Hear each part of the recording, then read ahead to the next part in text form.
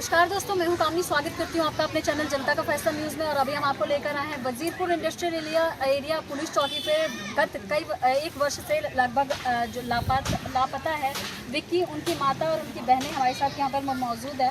आइए इनसे बात करते हैं और जानते हैं। अमित दहिया जो कि यहाँ के कांस्टेबल हैं, उसके खिलाफ ये लोग यहाँ पर शिकायत लेकर आए हैं। सर्वप्रथम हम बात करेंगे कृष्ण राय चौधरी जी से, जो कि इस मुद्दे को देख रहे हैं।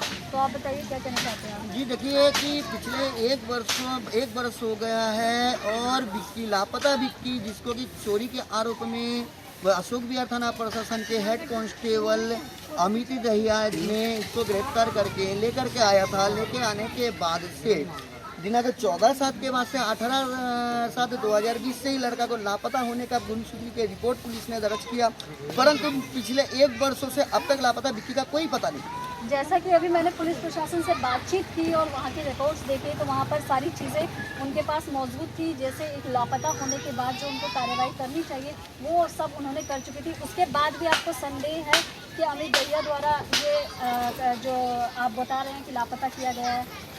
ये है, ये बात कहीं ना कहीं तो सत्य है कि जानबूझ करके इस मामले को रफा दफा करने के लिए पुलिस ने एक षड्यंत्र रचा और पुलिस अपने षड्यंत्र के तहत विक्की को लापता करके रखा। क्या आज अगर वो जीवित होता, क्या उसकी पता नहीं लगता? क्या वो अपने परिवारजनों को फोन के माध्यम से उसे संपर्क नहीं करता?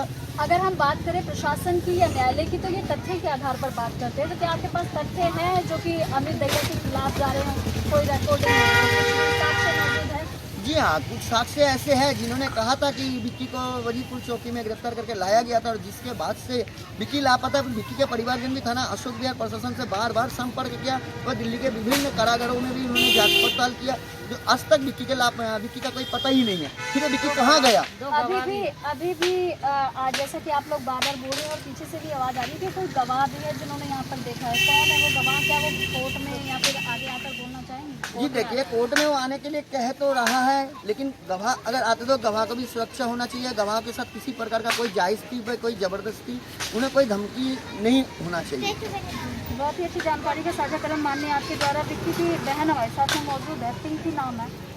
पिंकी जी, जैसा कि अभी प्रशासन के पास आए वजीरपुर इंडस्ट्रियल एरिया में, तो जो अभी करंट में जो मौजूद है विनय नाम है, विनय जी, उन्होंने आप नवीन जो कि यहाँ पर मौजूद है, और उन्होंने स्पष्ट तौर पर कहा कि आपके भाई के बारे में कोई भी सूचना नहीं है पुलिस के पास में और वो वांटेड भी है इस काम का। क्या कहेंगे इस पर? नहीं, ये सारे मिली जुली है। ये अमित दहिया, अगर हम कोई खिलाफ दे अमित दहिया के, तो क्या अमित दहिया के खिलाफ ये नवीन शर्मा लेंगे हमारी वो कंप्लेन? नहीं लेंगे। ये अपनी पुलिस को कह रहे हैं कि मेरा अमित दहिया, हमारे अमित दहिया तो मतलब अच्छे हैं, सही है। लेकिन अभी इन्होंने भी स्वीकार करा कि अमित दहिया हर जगह से घूस लेता है, पैसे लेता है। ये मेरे भाई से भी इसने 25,000 रुपये दिए थे और बोला था कि चल तुझे छोड़ दूंगा।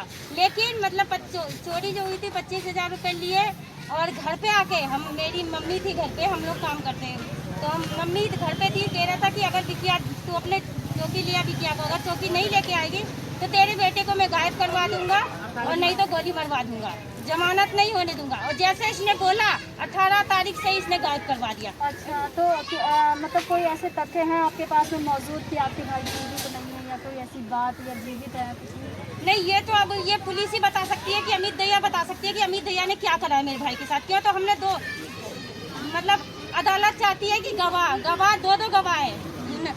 थाने के एसएचओ के पास भी गवाह, उस दिन थाने के एसएचओ आए थे यहाँ पर सर की मालिश करवाने, तो यहाँ पर कैसे गवाह लेके आए तो उस लड़की ने बोला था कि मतलब हाँ यहाँ से मतलब विक्की को उठा के ले गए। मैं जब तक इसके घर गई, मम्मी आई, हम लोग जब तक यहाँ आए तब तक वो गाड़ी में से लेके चले गए। अमित दहिया जिसकी आप शिकायत कर रहे हो, उनका चाल चरित्र कैसा है? क्या उनके खिलाफ और भी पैसे लेने के केसेस वगैरह हैं? हाँ, अमित दहिया के खिलाफ और भी है कंप्लेन। हर जगह से वो जो चोरों से पैसे लेता है और चोरों को छोड़ देता है पैसे लेके।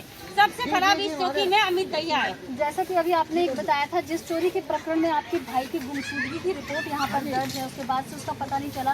उसी चोरी की घटना में 2 लोग और शामिल थे जिसकी गिरफ्तारी नहीं हुई या फिर कार्रवाई नहीं थे। हाँ, उसके नहीं, तो उसके खिलाफ कोई कार्रवाई नहीं। मेरे भाई को खाली अमित दहिया ने पकड़ा है, 3 खुलेआम घूम रहे हैं। वो तीनों एक मतलब तीनों का मतलब इन्होंने कोई कार्रवाई उसके खिलाफ नहीं करी। वो तीनों ऐसे ही घूम रहे फ्री होके, इन्होंने कोई कार्रवाई नहीं करी और ना बुलाते हैं चौकी की पूछताछ करेगी कहाँ है नहीं है, तीनों घूम रहे हैं। आगामी योजना क्या है अगर आपके प्रशासन का यही रुख रहा और आपके भाई की अगर सूचना नहीं मिली, जैसा कि अभी आप थाने में भी बोल रहे थे, वो यहाँ पर बताएं क्या आगामी योजना है, क्या करने वाले हो आप लोग आगे? नहीं आगे तो हम तो हाई कोर्ट तक पहुंचेंगे। अगर ये चौकी में हमारी सुनवाई नहीं हुई, सुप्रीम कोर्ट है, अभी तो हमने रोहिणी कोर्ट में केस अमित दैया के खिलाफ लगा जी है। जी बिल्कुल अगर यहाँ से नहीं हुआ तो हाई कोर्ट पहुंचेंगे, सुप्रीम कोर्ट, सब जगह हम पहुंचेंगे, लेकिन हमारे बच्चे को जहाँ से हो रहा है तहाँ से सिर्फ ये अमित दैया ने पकड़ रखा है, पैसे भी लेता है सबसे चोरों से। मेरे बिटिया से भी इसने 25,000 रुपये लिए।